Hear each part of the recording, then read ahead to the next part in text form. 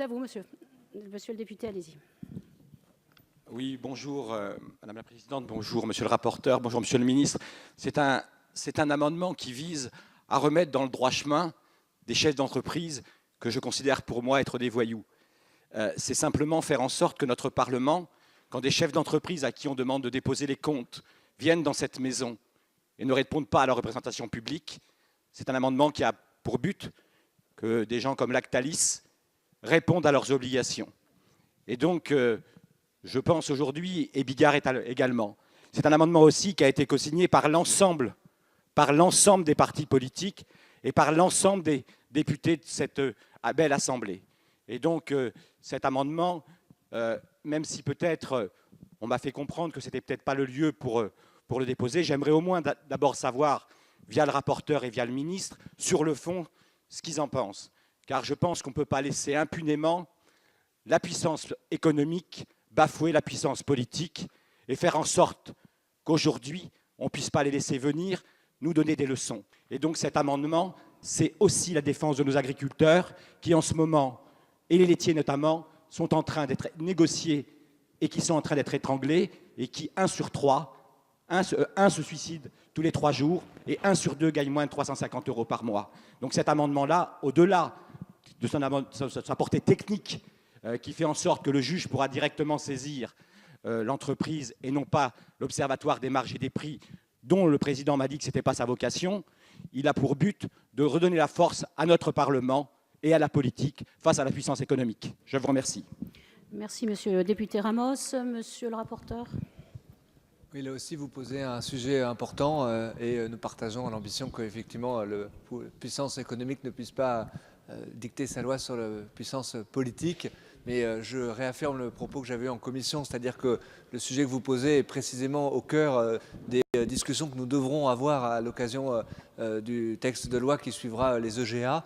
Et donc je pense qu'il soit pertinent que ce soit à ce moment-là que nous en discussions sur le fait que est-ce que c'est le président de l'Observatoire des prix qui est le mieux à même de saisir le juge ou pas. Je laisserai le gouvernement donner sa position à ce moment-là.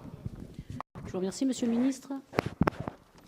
Non, mais effectivement, je pense que c'est plutôt auprès de monsieur le ministre de l'Agriculture que cette question importante peut être posée sans remettre en cause l'intervention de monsieur le député. Je lui propose plutôt le retrait de son amendement. Le projet de loi agriculture, je l'ai dit tout à l'heure, va être présenté le 31 janvier au Conseil des ministres. Et donc, dans quelques jours, vous aurez l'occasion d'en reparler directement avec monsieur Travert. Monsieur le député, vous voulez répondre à cette demande de retrait? Oui, je comprends la demande de retrait. Je vais simplement le laisser pour aller jusqu'au bout, bien évidemment. Et j'aurais aimé savoir, parce qu'on est en train déjà de dire qu'on regardera si c'est à l'Observatoire des marges et des prix de le faire ou pas. Il y a 3 salariés à l'Observatoire des marges et des prix. Il y en a 700 000 salariés dans la grande distribution. Ça veut dire que de toute façon, l'outil n'est pas dimensionné pour aller répondre, c'est bien aux juges de le faire.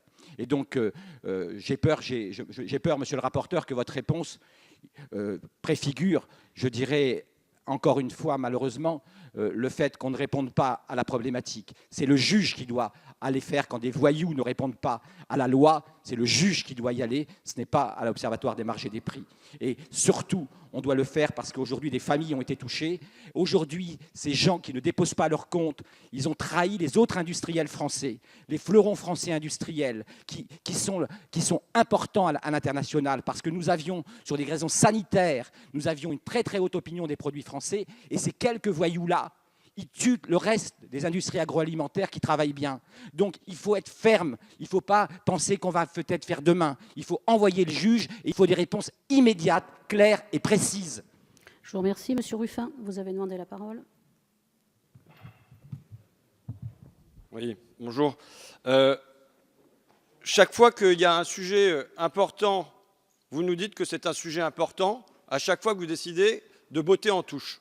Et là, à nouveau, sur cette question-là, qui peut gêner un certain nombre de multinationales, et pas que de l'alimentation. C'est pour ça que je ne comprends absolument pas que ça soit renvoyé aux États généraux de l'alimentation. Parce que moi, j'ai vu des multinationales du bâtiment, j'en ai vu de l'automobile qui ne publient pas leurs comptes. Donc évidemment, ça doit entrer dans cette loi. Ensuite, la dernière chose, c'est que dans le projet de loi d'alimentation, ça ne s'y trouve pas. Ça ne s'y trouve pas. Donc là, on est dans un projet, c'est bien dans ce projet-là qu'il s'agit de faire entrer l'amendement que propose M. Ramos.